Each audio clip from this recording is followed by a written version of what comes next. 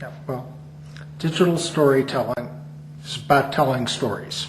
And we've always been very interested in empowering people who don't usually tell stories to tell stories.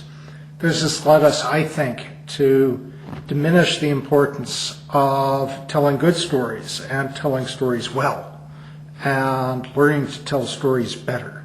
We see lots of wonderful stories told by people who've never created digital stories before, but we have almost a decade of history now, and we don't have a history of the development of single voices.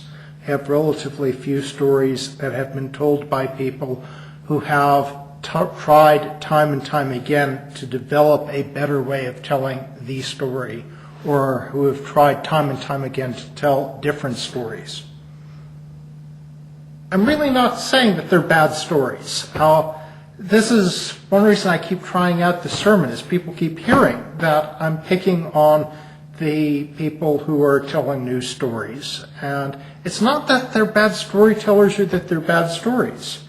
But, like at DS4, when I was at Crested Butte, we saw some good stories, some unpromising stories by people who you would have expected, based on their resume, would have been telling better stories than they were.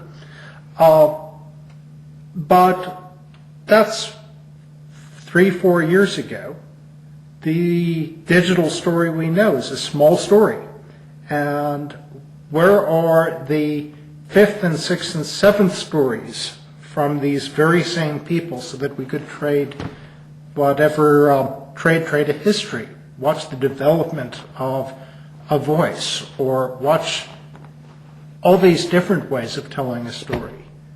Who's the digital storyteller who's the master of comedy, or who has done the brilliant funny story and the brilliant romantic story and the brilliant tragedy?